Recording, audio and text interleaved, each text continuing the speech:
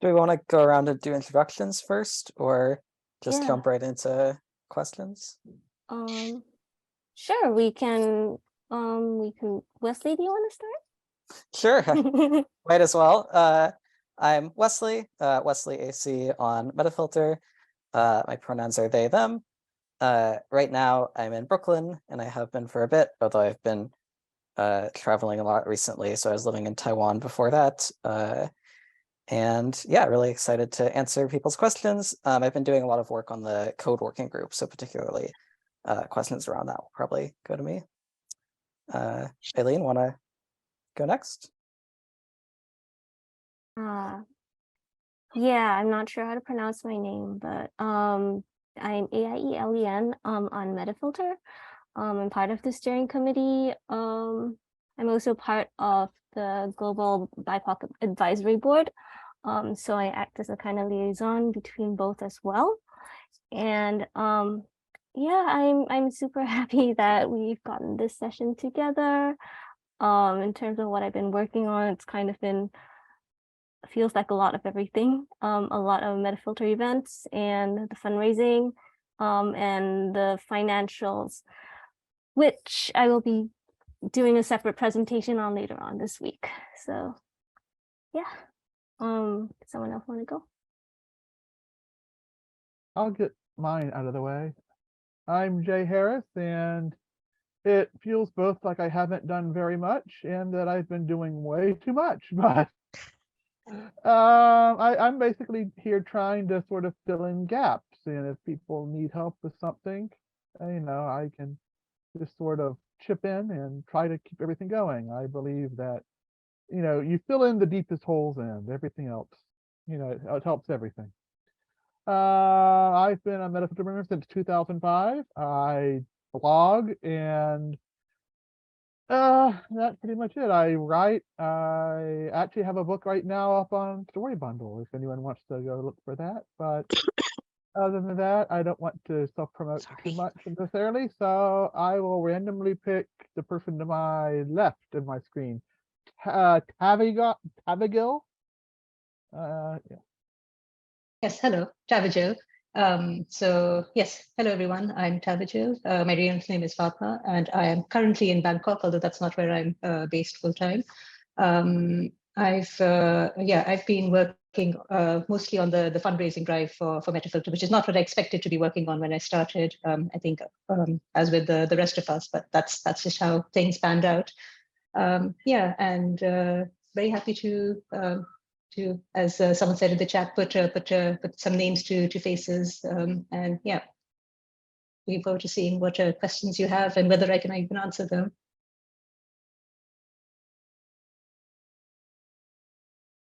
Oh, and I'll nominate It's Raining Florence Henderson to give his intro.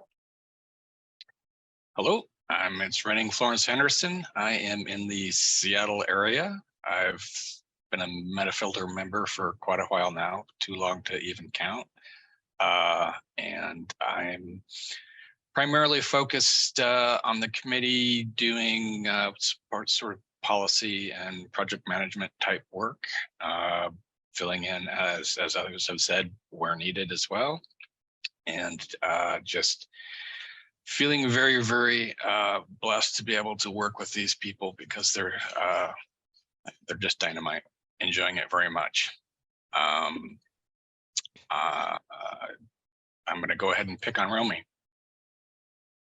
which I probably just pronounced. Yeah, no, I think of it as Romy, but it's like 99% text. So, but my name's Jordan. I'm in Alabama. I've been a member since 07, and usually, just known for making very long posts on like things that interest me, but I've always, like had ideas for ways to improve the site, and like really appreciated, this opportunity to, kind of turn that into reality. And like Fatima said, we're very much caught by surprise with the need to do the fundraiser, and we've been busy with that, but really looking forward to working on more and other projects with the help of all the contributors and the volunteers that have stepped up, and we really appreciate your support. And I think I will pick on Jacqueline.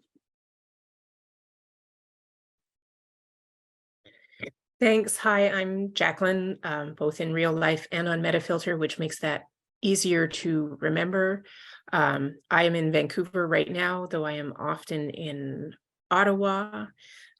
We are clearly, as you can see, a steering committee of people who can't decide where we live.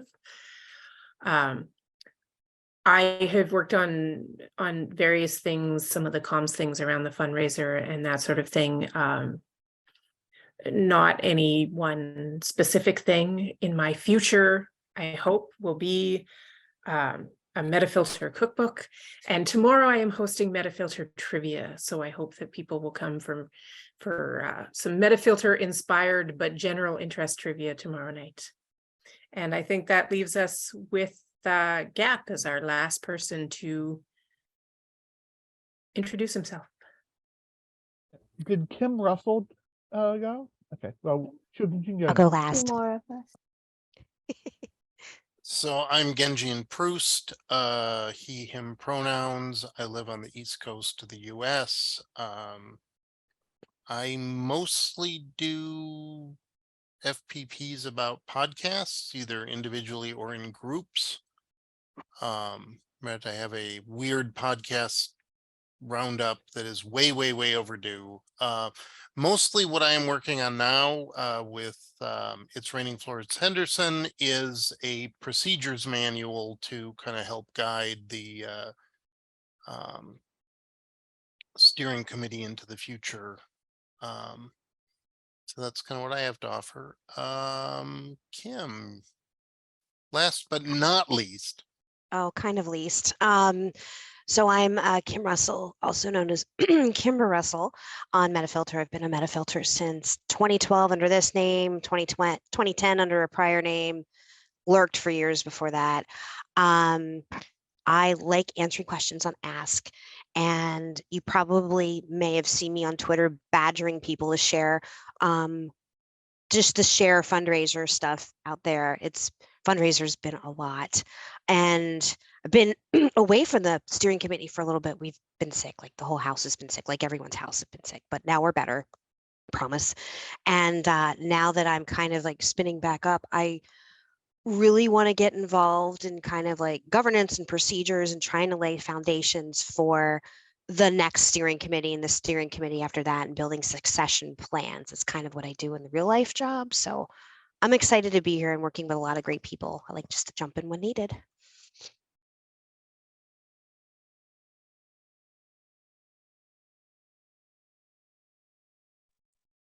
All right then. So how do we do this at this point? Is there anything anyone else wants to say? I mean, in terms of non-steering committee fights too. Anything that you want to ask it? Because we know there have been a lot of questions asked on the Meta Talks. Yes, Laura. Yeah. How are you guys doing? Like, is it, are you finding it overwhelming? Are you finding it more work than you signed up for? The amount of work you signed up for? Like, how are you feeling about it? Yes.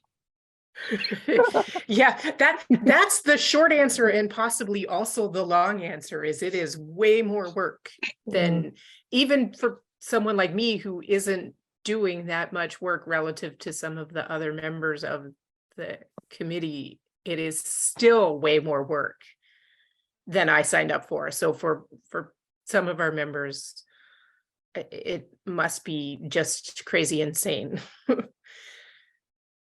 It was. I'll be honest. Yeah. I was gonna say one of the things that is the most painful to me is that it's more than I signed up for, and watching the people who have stepped up to do what really need to be done, who are putting in way more time than I am.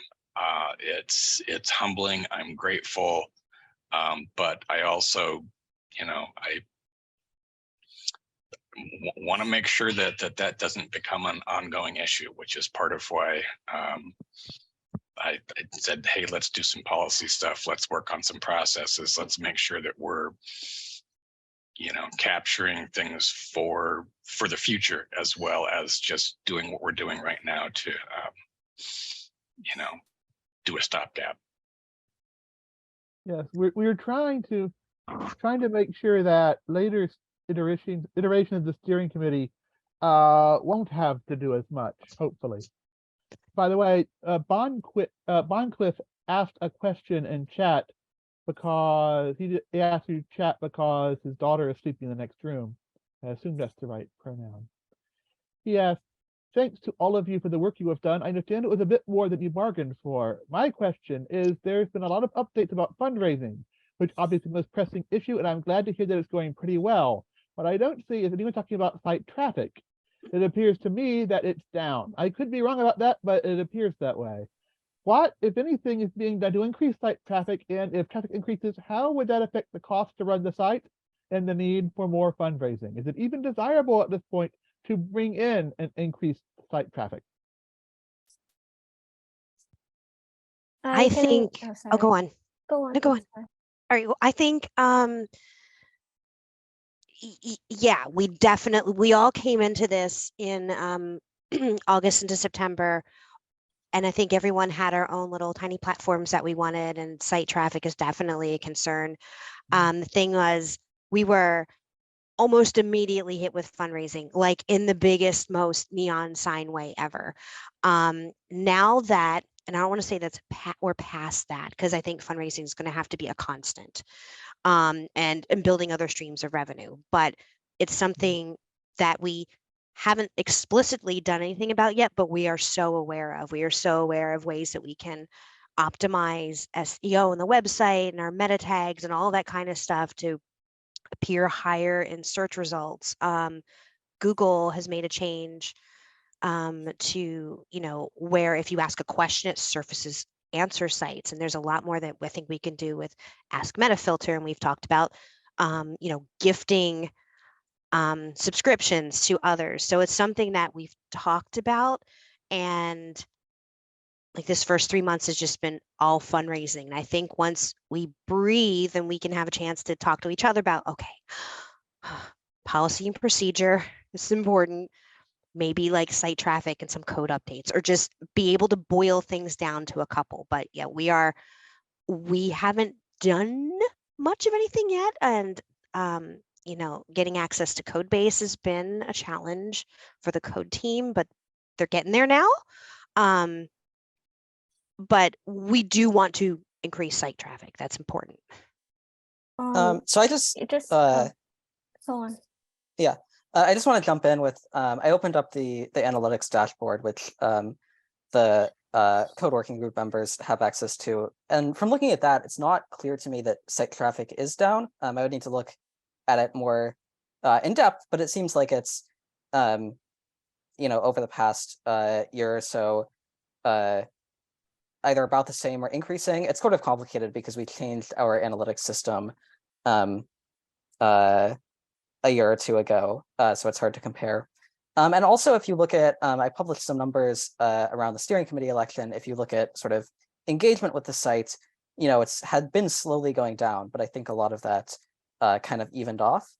So I think it's not necessarily a true premise that traffic or even engagement necessarily is going down, although it's certainly something I want to look into more.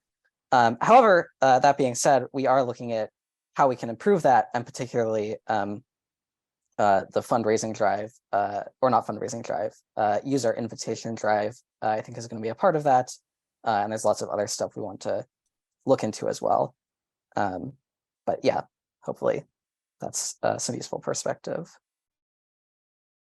Yeah, so just specifically to the question of if traffic increases, how would that affect the cost to run the site? And from what I understand, the numbers are that it wouldn't really affect the cost to run the site, not in the way we have built the budget, and not even what the budget previously kind of was, even before the fundraising drive started, because there was a lot of unnecessary costs that could have been eliminated even before the fundraising drive. So basically, we have quite a lot of buffer. Yeah, and in terms of site traffic, that has definitely overall been on the radar. it was one of the first concerns that the admin brought up to us when we met with them. And we've basically, in talking with the different stakeholders, we came up with a bunch of common themes. Maybe I can share my screen. Let me try to share my screen right now.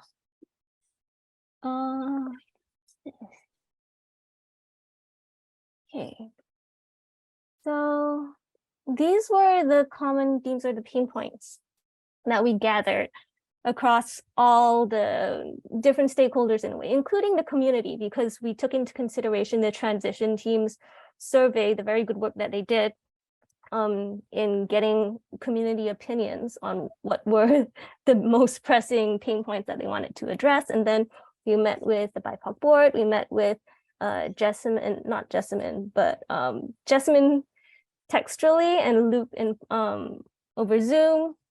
And basically we got input from all these different stakeholders, and these are the common themes of pain points, like the most immediate problems to be solved that we saw emerging from all these different conversations, right? So we have growing the member base, attracting new members, and admin accountability, transparency, and then code site development, reimbursement, labor issues, and then we have money, which would be management, income, revenue streams, things like that, and then we have site culture, and then which also ties in with site content. Both of them are quite intricately linked. So that was what we saw, and then after that, we were basically taking into consideration all the community suggestions and ideas for features, for initiatives, things like that, that were coming up over the Meta Talks, that even came out historically, because I was looking at, Meta Talk history as well, and people were also like contacting us directly with suggestions. So all of that went into this whole database of suggestions. And from there, we are, tagging, categorizing them, and evaluating them based on, these concerns, these common concerns that we had collated, right? So I can kind of go into more detail about this on Sunday as well, but we also had this ranking number system, very rough ranking system, because we had to do a lot of this stuff in a very short period of time. And for the fundraising drive, we shortlisted based on the fundraising drive's timeframe that we were given, in coming up with initiatives for the fundraising drive that also coincided with all these other ideas that were coming in, right? So that's kind of how, if you ask like, okay, why is there the auction? Why are there the events? All these things. It's because we took these ideas that were coming in from the community and we sort of streamlined it all to figure out, okay, what's the most viable based on this criteria right now? And this is how we're going to figure out the best shortlisted initiatives that we want to push forward with in the context of the fundraising drive. And we're going to do this as well for the midterm and the long term, right? And besides the fundraising drive, I know it seems like we were trying to put out short-term fires with the fundraising drive, but kill two birds with one stone. And some of what we did in the fundraising drive can be very applicable in terms of what we can do in the mid run and the long run. Like, for example, auctions was pretty successful. We want to make this a regular thing. Events, it seems to have some promise. Also, maybe we want to look into making this a regular thing. And just in terms of building relationships with the community, figuring out how to communicate, with you guys, with Jessamine, with Lou, with the admin, everything, like all of this, it seems like we were just putting out short-term fires, but it still is groundwork. It still is relationship building. It still is work. And it still is, part of developing systems and ways of working. So even though sometimes it looks like we have just basically been like flying by the seat of our pants, there is still some groundwork, for midterm and short term. So yeah, I will stop talking now and stop screen sharing. I just wanted to add that as far as like traffic increases or decreases affecting the budget, that like as it stands, like the vast majority of the budget is going towards staffing and like moderation coverage. And that's something that's correlated with traffic. If we had like a big spike in activity, like we probably want to increase coverage back to closer to 24/7, just to maintain that kind of level of quality that we've had. But part of the process of bringing in contributors and volunteers is kind of exploring how to kind of share that load going into the future, and making it so that you don't necessarily have to have like a core staff that is like in charge of everything and it's all on them. And so like hopefully if like the New Year's drive does bring in like a whole bunch of new people, then we'll have at that point like more systems in place to manage that and to not be too much of a burden and burning people out.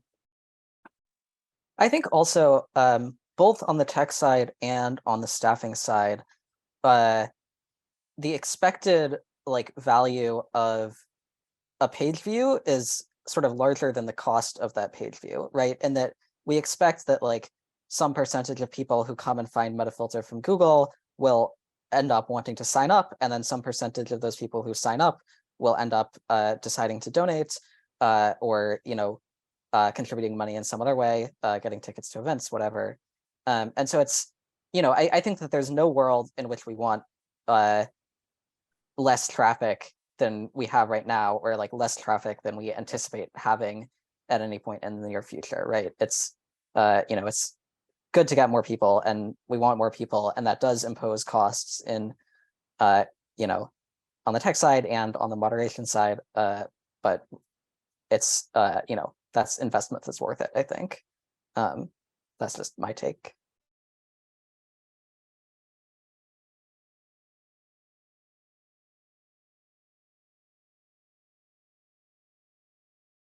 Are there any other questions? We just sit here and jam out for a while. Somebody asked in the chat, GTM asked in the chat about whether a bigger steering committee was in the future. And I think that was maybe related to the first question about our workload. And, other steering committee members can jump in and add to this. And I would say more so than how we can increase the size of the steering committee, though I'm certainly not taking that off the table. We're looking at how we can onboard volunteers, members of the site who want to help on a project by project basis, and we certainly have people doing that already. There were non-steering committee members who were intimately involved in helping to organize things like the affiliate linking and gift posts and the auctions and other aspects of what we've been working on. So it's part of the labor that we're doing right now is figuring out how that can work and starting to develop those relationships as well. So hopefully future steering committees will have to steer more and do less. And that will bring some of the workload off of our plates and onto the plates of a much larger number potentially of volunteers who would help. Yeah, foundational work is always the hardest work, and it's I think what you're seeing now is it really is that building a structure that's sustainable going forward is just going to take that extra labor, that extra attention. We're building something pretty much from nothing, and I expected it to be, hopefully harder than what we put in place for future SCs, but the fact that it was, I think, more than any of us expected is true and valid, and we're not going to pretend otherwise. But it doesn't change the fact that part of why we're working so hard is to try to make sure that we leave something solid in place so that the future teams won't have that same daunting task in front of them. So it's just the reality. Plus, if we fixed everything, then there'd be nothing for future steering committees to do. So we're holding it back as a sort of generous gift to the future. If you want an example of something like tiny-ish that like we kind of had to pull together, and Alan did a lot with this too, was like, all right, we're gonna go fundraise and let's get the graphics, let's get the branding. And it's like, oh, yeah, I think it's on this hard drive on someone else's computer, but you know, you can lift the colors from the website. So that was a little bit of scramble, you know, like a little bit of okay, but now there is, you know, there's a little section on our drive for like brand collateral. So now we have that somewhere. But that was something that was just like part of the challenges that if you were in the prior Zoom with Jessamine, when it was like a hobby site versus like a small business, you know, when it's your own hobby site, it's okay to like have a folder on an external drive with stuff. But these are things that one of those little moments that we had early on. Yeah, I think I just want to maybe clarify some things about this scope in case anyone here is thinking of running for the SC in future. That would be great. So when all of us, the current SC, came on board, we were told 4 hours a month, which is it was something set in place by the very well-meaning transition team, which did not somehow take into consideration, I think, that the site still is deeply in crisis. It has not pulled out of that crisis yet. It will take time. We hope that within a year, it will not be at the same place it is now. Just because the fundraising drive was successful does not mean we are out of, we are out of it. We've managed to make payroll, but we need to diversify our revenue streams. We need to fix a lot of things that are fundamentally problems, right? For the site to continue we need to make the site sustainable.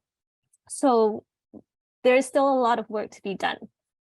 That does not mean that the next steering committee can indeed do 4 hours a month. We're looking at something maybe more like 40 hours a month. For some of us, it has been close to like 300 or more. It's basically a second job for some of us.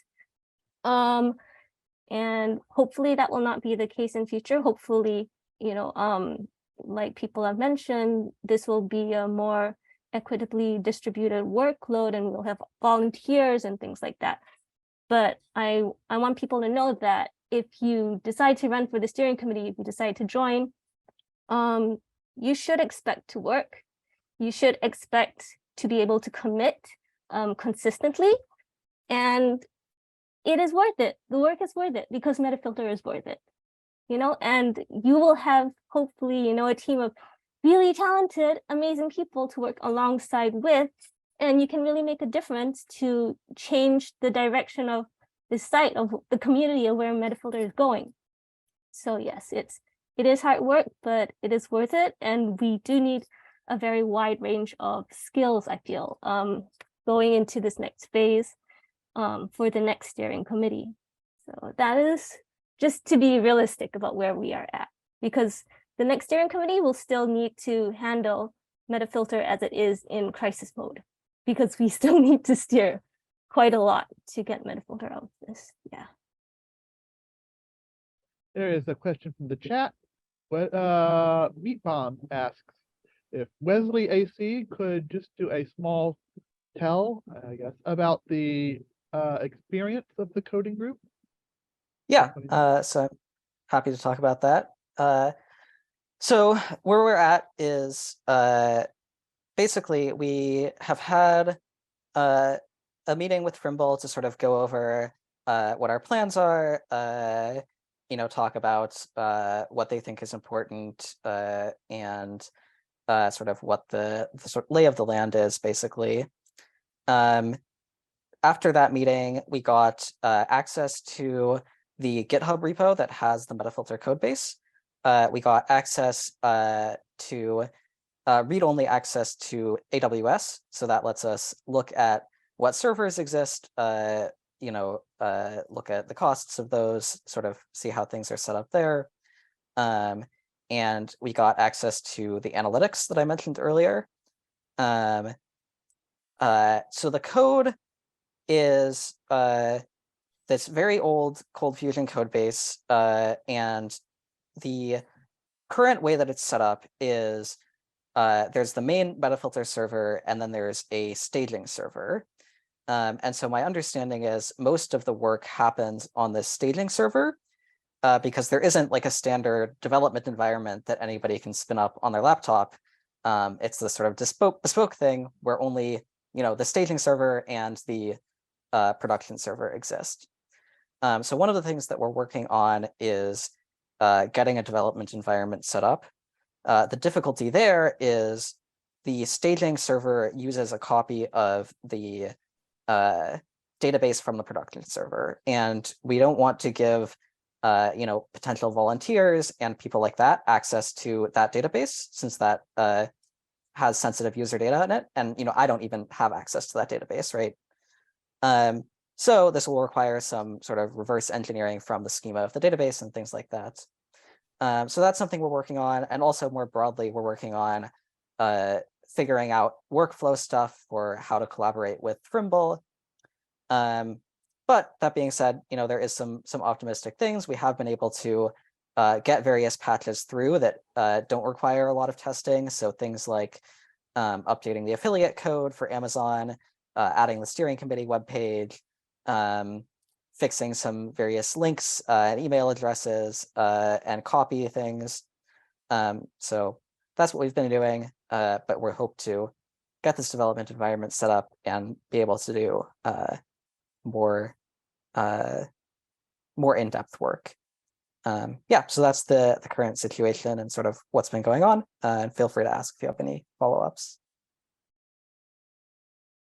We have a question from Boncliff.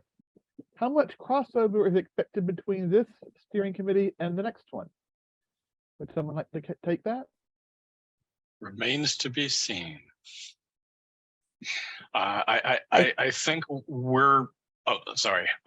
I was just going to say that I think we're all still giving that thought.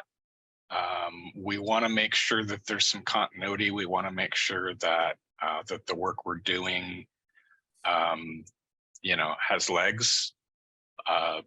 That said, we're being honest about how much work it is, and some of us are in different positions with respect to time in our lives now than we were when this started.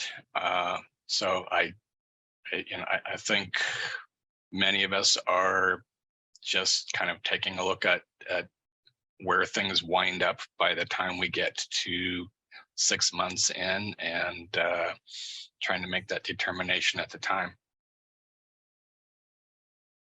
And I would add to that one of our factors, one of the things that we have to do as the steering committee is figure out what that transition looks like long term.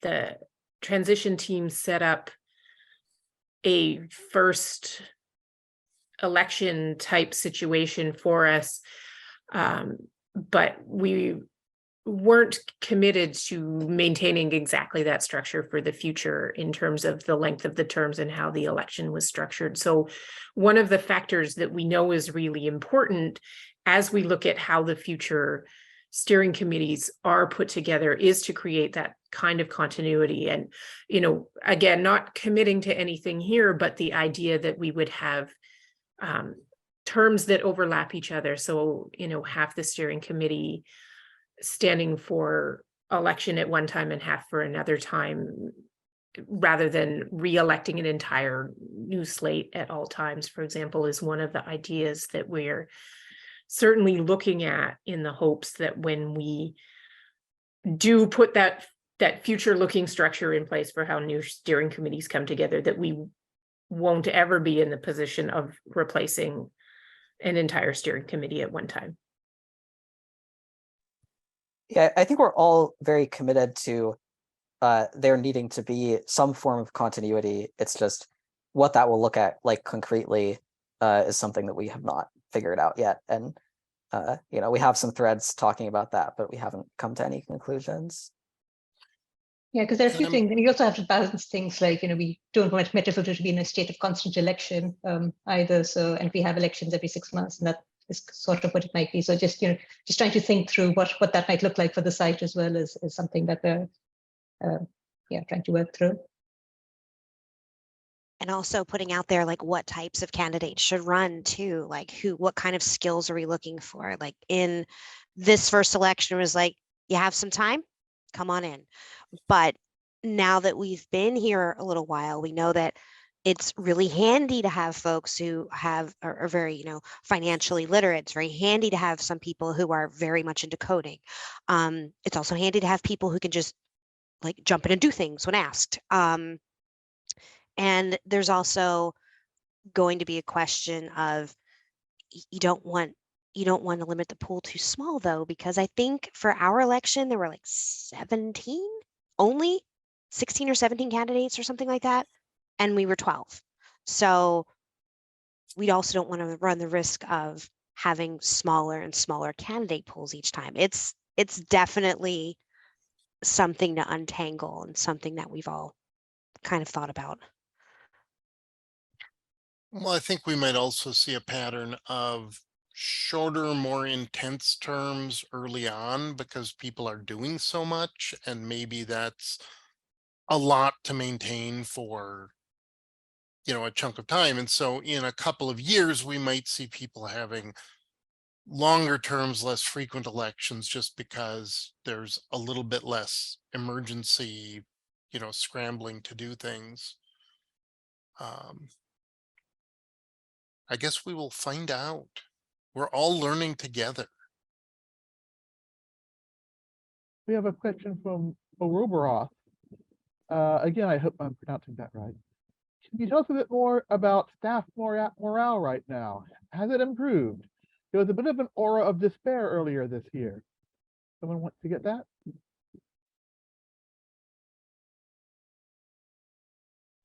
I mean, Mike? I think on some level, Alice? oh, I was going to say, I think on some level, this is a question for the staff and not a question for us, right? And I'm wary of speaking for them, since, you know, we are in contact with them, but you know, I don't want to read into that and then you know, tell people my read and have them assume that that's coming from them. But I don't know. I would if say people just want to- I'd like speaking to think personally that that we've- the go ahead. fundraiser, the fundraiser has helped a whole lot, because there was a point early on where, you know, it's like we come in with all these, you know, like ideas and plans, and then they tell us you got to drop everything and like focus because we're like about to run out of money. And it was feeling like, wow, like, are we just here to kind of like wind down the site, you know? And it's like that was not at all the energy that I don't think anybody brought to this. And but yeah, no, just the turnout and the auction, items that were donated, and just the recurring donations, the one-time donations, and that really gave us some breathing room to think more about the future and not feeling like the sky was falling in. And I like to think that to some degree, just getting the steering committee in place took some weight of decision making and planning off of the staff and spread the sort of misery shared as misery reduced. And I'm joking a little bit, but I think the staff was juggling a lot of stuff, and we picked up at least some of that stuff off them. So I think that made a difference. But again, you'll have to ask the staff. I think I can maybe say a bit so before the steering committee came, I guess you could say that maybe staff morale is higher. I'm not sure about the work distribution. There is one staff member who basically does a lot that goes above and beyond what they're supposed to be doing, which is really moderating, right? And that's Lou.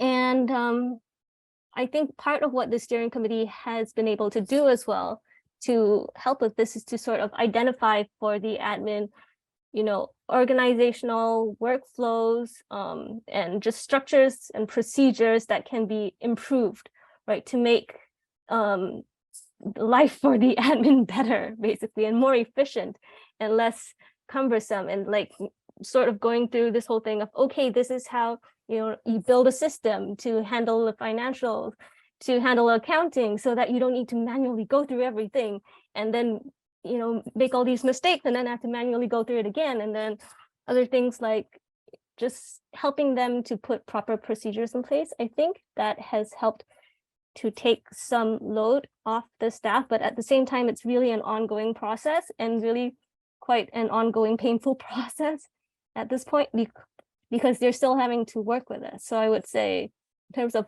loose workload, that they still take on a lot right now in trying to work with us to figure all of this out. And we're very grateful for the way they've worked very, very closely with us on this. And I would say, like, even before Jessamine came on board, Lou was doing a ton of work to help keep the site going behind the scenes. And I think they don't get recognized for that enough. But yeah. I think there's been a reduction in some of the pressure on them to do everything. And I have personally witnessed, not speaking for them, but just I've witnessed what appears to be an improvement in morale just from that side of it, from not feeling the weight of everything coming down on them solely. And so I think that has been helpful. But there are still some fundamental things that haven't changed. The staff levels haven't changed, right? The staff having to do everything all the time has changed, but the staff levels haven't changed. So it was too much to do before. It's still too much, but it's too much in a more focused area, which, speaking as somebody who does too much at work all the time, if you can at least do too much in a focused area, it really is different. So I think things are improving in that regard, but I hope that it gets better. I think also towards Island's points about getting a lot of processes in place that should reduce some of this workload. I think some of the difficulty is like getting those processes in place is work, and like a lot of work. And so it's, the reason that these processes don't get put into place in many organizations, I think, is like it's more work to put these in place than it is to like, run the numbers one time or whatever. But it's less work overall. And so I think that, there's been this flurry of work as the steering committee spins up and like as we try to put processes into place, but like hopefully that should, eventually reach a level where the processes are in place. And yeah. Yeah, they were having to drive the car, and building the car while you're driving it is really, really hard. So hopefully we can do some of that building for them so that they can, even though we're the steering, I guess my metaphor just completely flipped on itself, didn't it? I'll shut up now.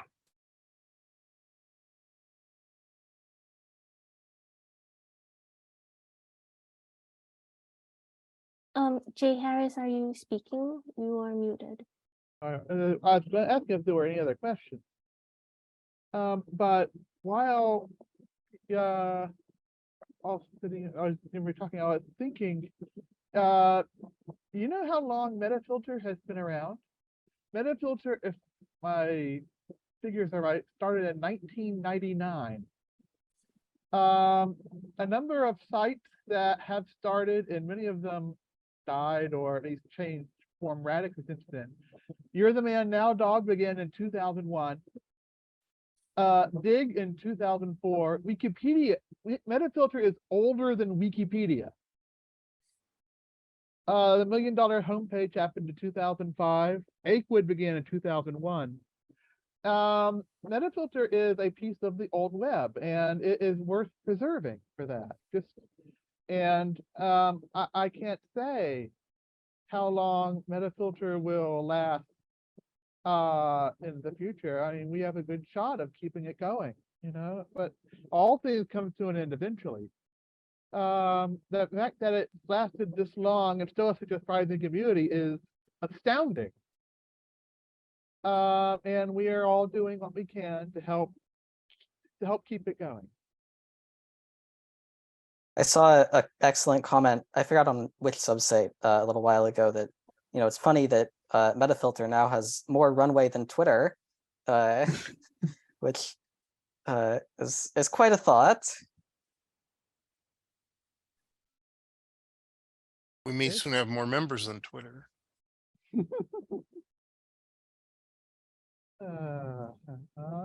Elon Musk might be looking to buy us out. So Don't More even quality joke about members that. I anyway. don't think he can afford us anymore.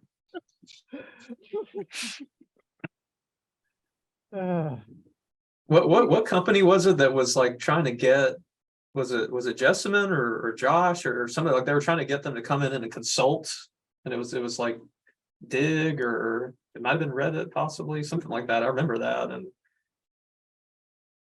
I don't know. There was someone, or Roboros asked, Jessamine mentioned that there were a couple of points when Matt Howie was considering leaving the site, that he may have actually sold it to someone that Jessamine called a fucko businessman. It was like, actually he offered like twice, and it's a good thing for all of us that Matt just ended up just gifting the site to Cortex.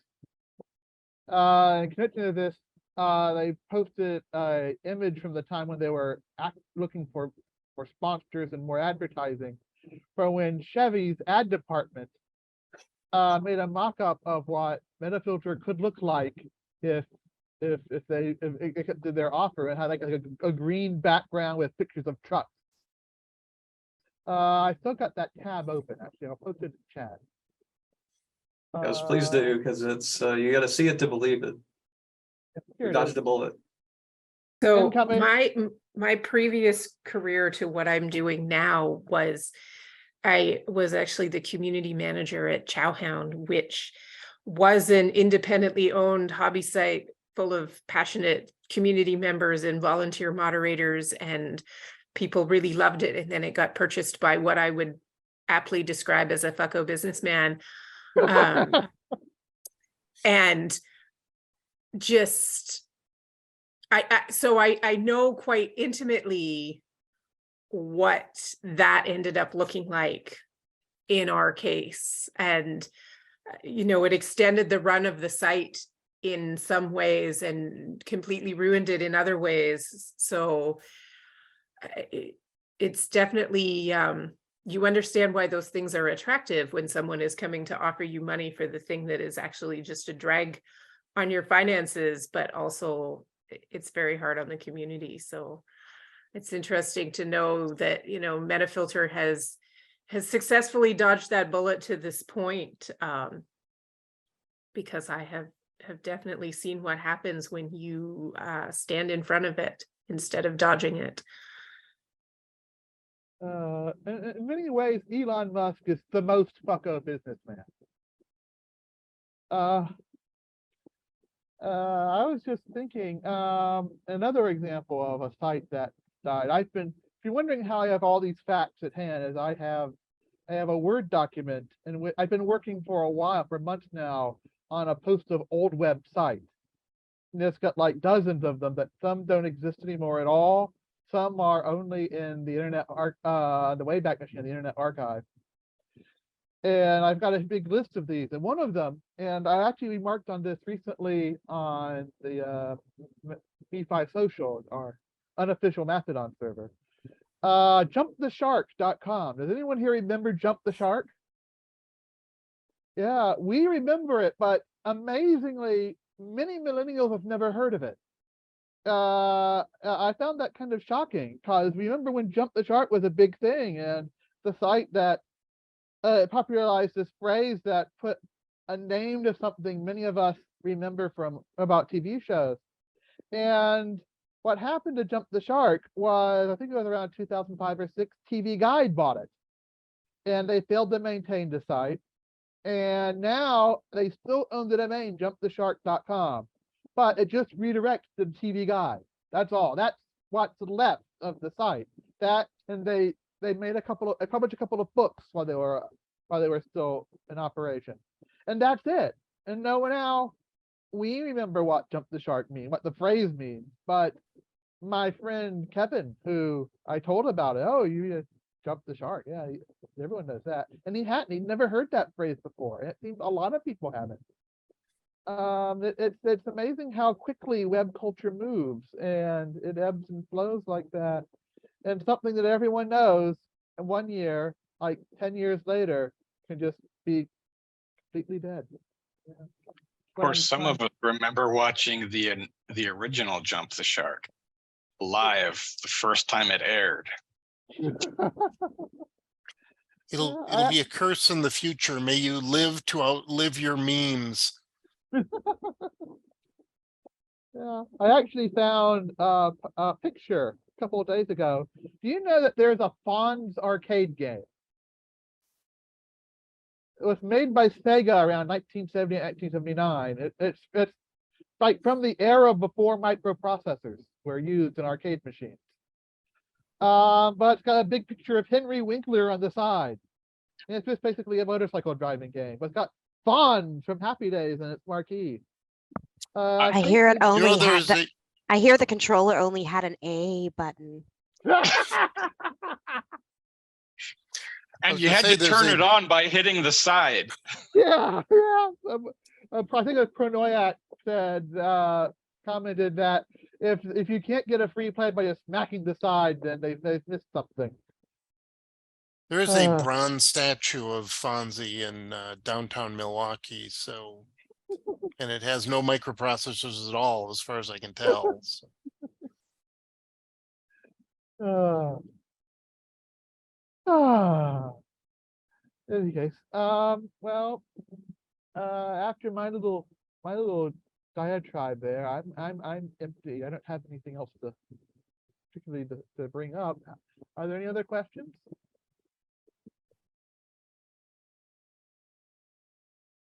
Sound of crickets. No, the crickets are on mute. I'm getting punchy now. Hey, thank you guys. I just want to say it out loud, like you take a lot of shit sometimes because that's the nature of MetaFilter, but like, thank you for all you're doing. It's really appreciated. Making a big difference. Seconded, yeah. You couldn't pay me enough to be on this committee, so thank you all. Well, that's good because it doesn't pay. Yeah, so that's the trick. They don't pay anything, so. Yeah. Just keep a fond thought for us when MetaTalk threads go weird. Yeah.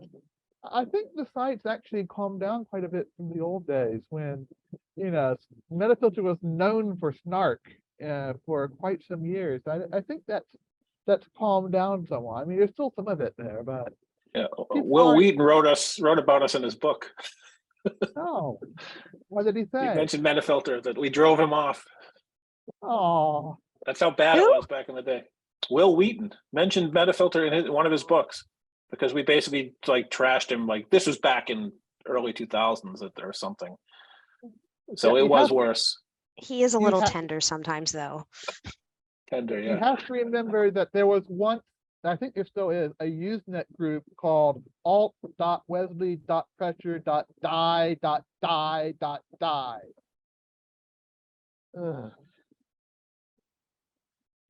I don't know if anyone still frequents it or anything, but I don't think Usenet groups never actually die. They just surrender to spam. They probably have a Discord now. Okay. Well, maybe we should. I mean, it's been an hour. Should we just stop it here? What do you think, Ayla?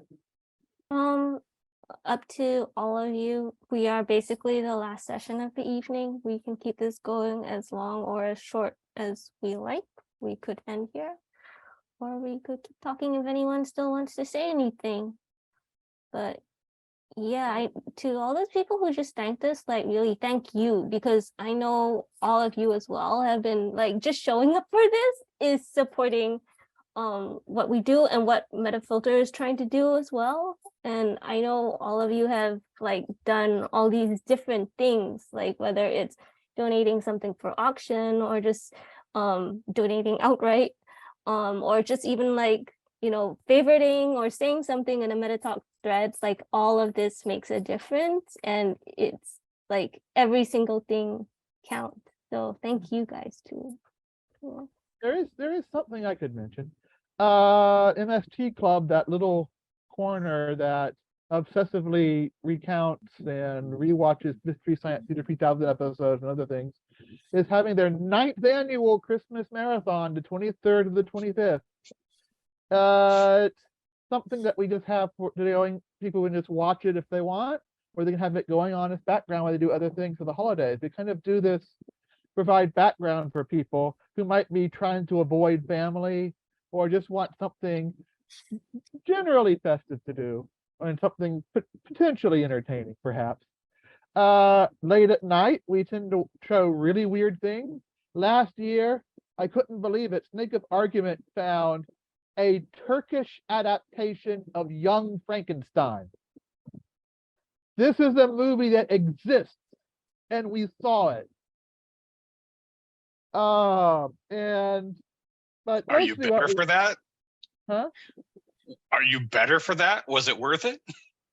I've seen hundreds of bad movies. It doesn't affect me anymore. In fact, it wasn't really that bad a movie. They actually seem to have some affection for the Mel Brooks original.